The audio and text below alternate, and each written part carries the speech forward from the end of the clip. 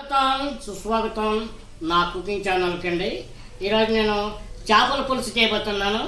దానికి కావాల్సిన పదార్థాలు చూద్దాం రండి. ధనియాల పొడి అండి 2 స్పూన్లు, ఒక 2 స్పూన్లు కారం పొడి, ఒక 6-7 పచ్చిమిరపకాయలు, ఒక 3 టమాటాలు, 3 ఉల్లిపాయలు, ఒక కొబ్బరి అండి, అలాగే ఉప్పు అండి, నానబెట్టుకున్న చింతపండు అండి.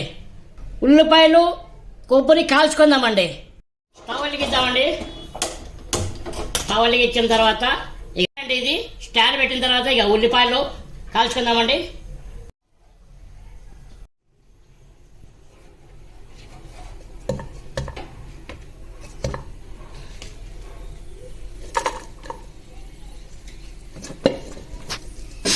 కాలుతున్నాయి ఉల్లిపాయలు. కట్ల పొయ్యి మీద అయితే తొందరగా కాలుతాయి, స్టవ్ కదండి కొద్దిగా లేట్ అవుతుంది. ఉల్లిపాయలు బాగా కాలినాయండి. స్టవ్ బంద్ చేద్దాం, కాల్చుకుందామండి.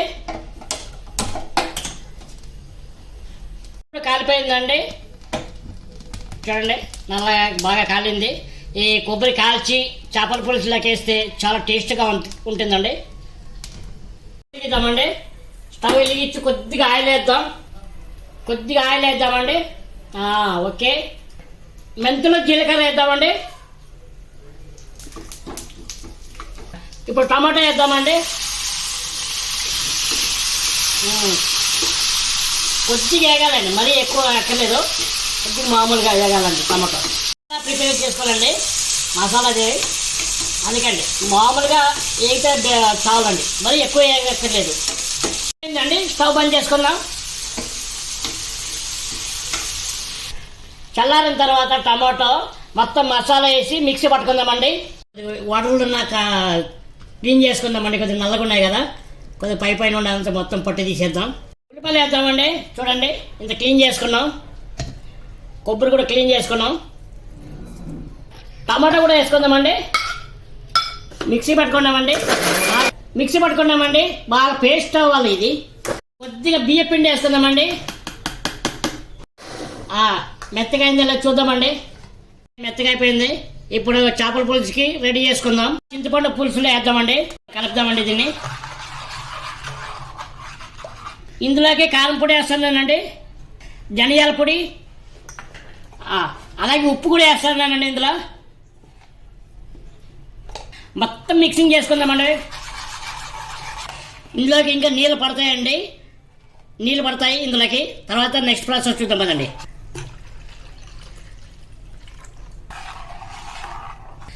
ఇప్పుడు పసుపు వేసుకుందామండి.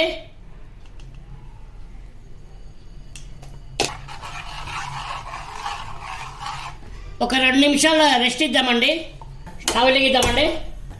కడాయి పెట్టుకుందాం. కిందండి ఆయిల్ పోసుకుందాం. తాళం చెమ్మలు వేసుకుందామండి. ఓకే, కలపాకు వేద్దామండి.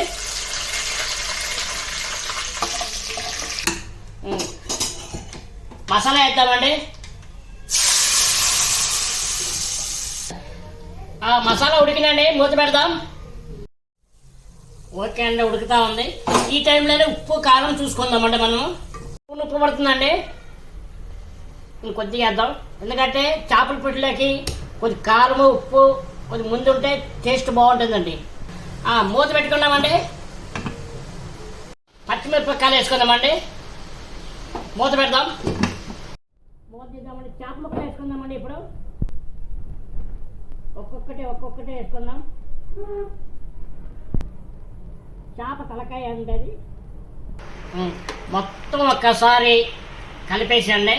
మూత పెట్టి హై ఫ్లేమ్లో ఒక 10 నిమిషాలు, లో ఫ్లేమ్లో ఒక 10 నిమిషాలు ఉడికిద్దామండి. మూత పెట్టుకుందాము. ఓకే అండి, దీన్ని మళ్ళీ ఇప్పుడు గరిటె పెట్టుకుందండి. ఇలా తిప్పుకోవాలి మొత్తం.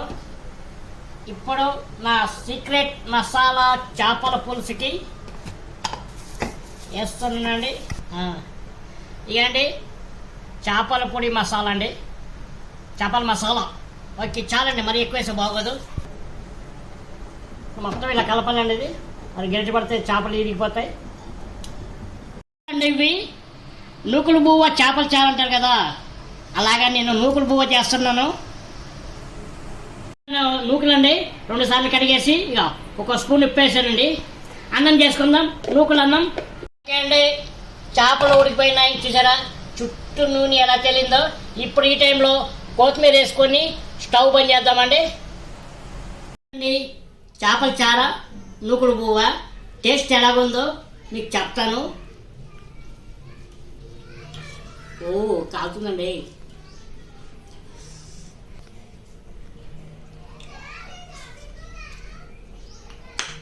ఆహా బాగుందండి. ఇంకో ముద్దు పెట్టుకుంటా. చేపల చార, నూకుడు పువ్వ కాంబినేషన్ సూపర్ అండి. మా అమ్మగారు కూడా ఇలాగే చేసేవారు. మా అమ్మగారు గుర్తుకొచ్చి నేను ఇవాళ చేశాను. మీరు కూడా నూకుడు పువ్వ చేపల చార చేసుకొని తిని నా కామెంట్ సెక్షన్లో కామెంట్ చేయండి. అలాగే నా ఛానల్ని లైక్, షేర్, సబ్స్క్రైబ్ చేసుకోండి. బాయ్.